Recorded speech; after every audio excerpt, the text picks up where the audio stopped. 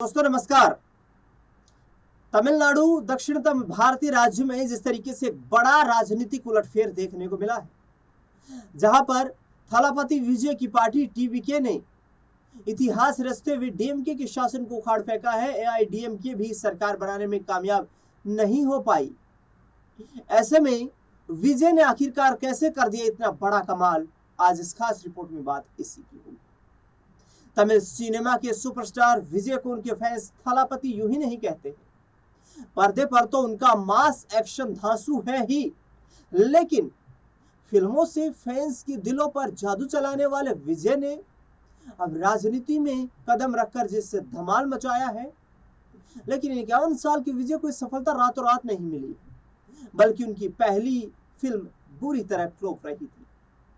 इसके बावजूद विजय ने हार नहीं मानी और 3 दशक से ज्यादा समय तक बेहद सफल फिल्मी करियर के बाद अब वे राजनीति के थलापति बनकर एक नए अध्याय की शुरुआत कर चुके हैं। विजय की इस यात्रा ने न सिर्फ लाखों दिलों को जीता है, बल्कि ये जर्नी करोड़ों लोगों की प्रेरणा भी है।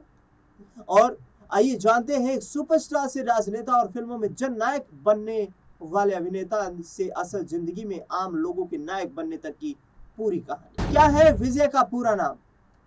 आज सुपरस्टार के फैंस उन्हें थलापति विजय के नाम से जानते हैं, लेकिन बहुत कम लोगों को ही उनके पूरे नाम का पता है। उनका पूरा नाम है जोसेफ विजय चंद्रशेखर। थलापति विजय का जन्म 22 जून 1974 को मद्रास में हुआ। उनके पिता एक फिल्म डायरेक्टर और मां एक प्लेबैक सिंगर है। विजय को फिल्मी दुनिया में कदम रखने की प्रेरणा माता पिता से ही मिली, जिसके बाद बचपन से ही उन्हें फिल्मों में किरदार निभाने का शौक रहा।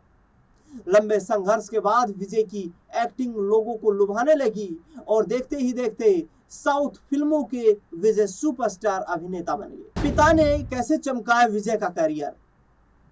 विजय ने अपनी पहली फिल्म 10 साल की उम्र में बतौर चाइल्ड आर्टिस्ट की थी, जिसके बाद उनके पिता की डायरेक्ट की हुई कई फिल्मों में उन्होंने बतौर चाइल्ड एक्टर काम किया।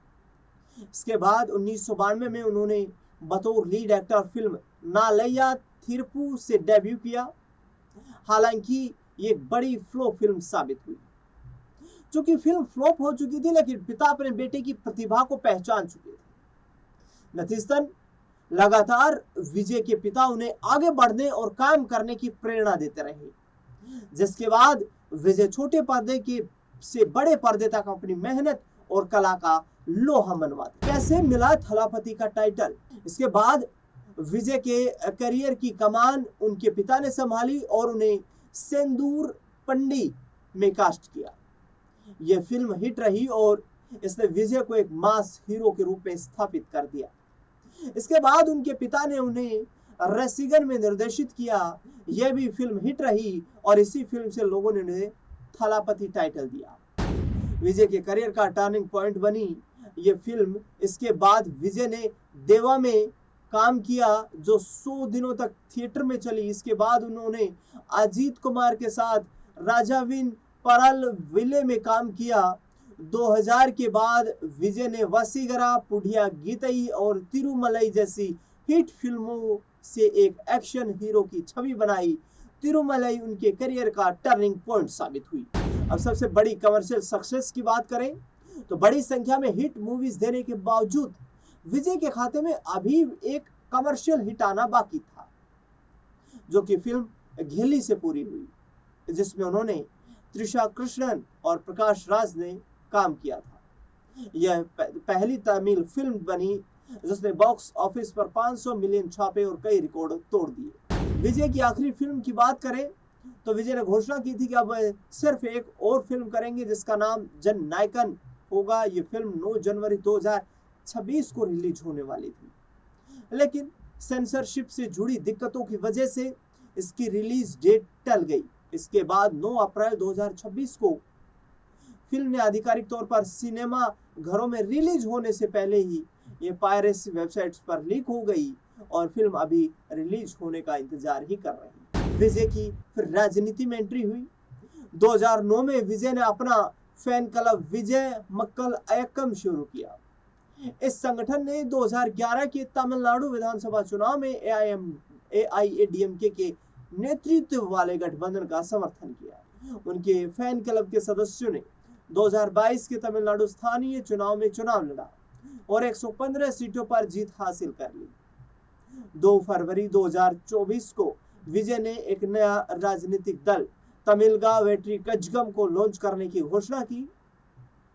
इसके साथ ही उन्होंने घोषणा कर दी कि अब वे फिल्में करना छोड़ देंगे और अब पूरी तरह अपने राजनीतिक करियर पर ध्यान देंगे। अब कब होगा सीएम पद की शपथ ग्रहण और सीएम पद की शपथ कब लेंगे थलापति विजय? राज्यपाल विश्वनाथ आर्लेकर ने टीवीके से सामान्य बहुमत के लिए जरूरी 118 विधायकों के समर्थन पत्र मांगे जाने के बाद विजय का जो 7 मई को प्रस्तावित शपथ ग्रहण था वो टल गया।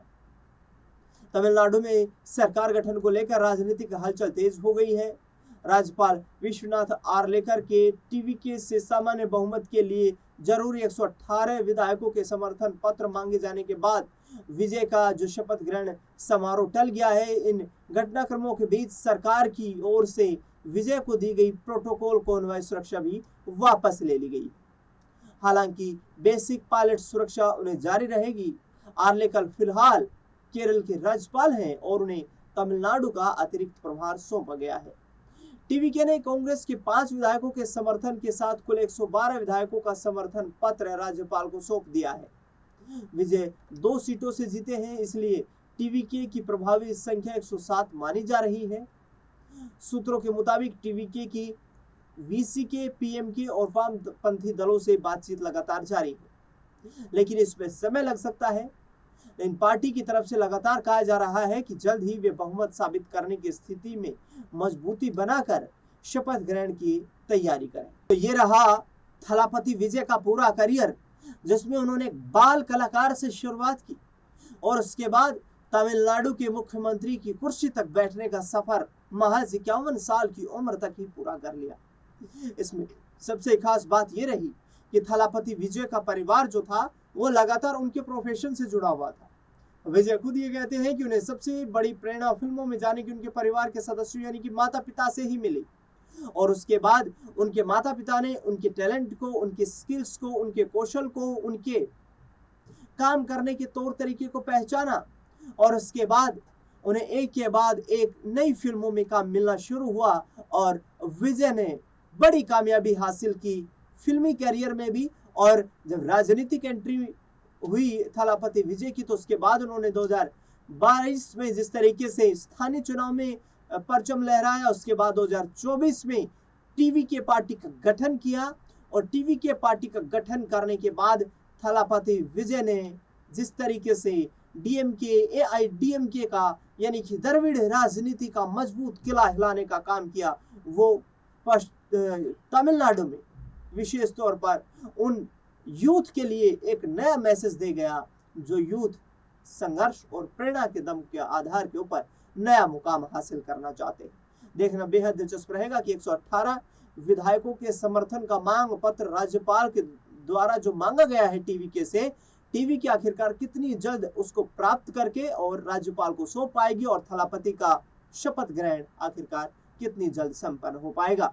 इस खास रिपोर्ट को लेकर के आपका क्या कुछ कहना है वो हमें कमेंट बॉक्स में आप बताना बिल्कुल ना भूलिए। देश दुनिया से जुड़ी बड़ी खबरों के लिए लगातार आप बने रहे हमारे साथ। धन्यवाद।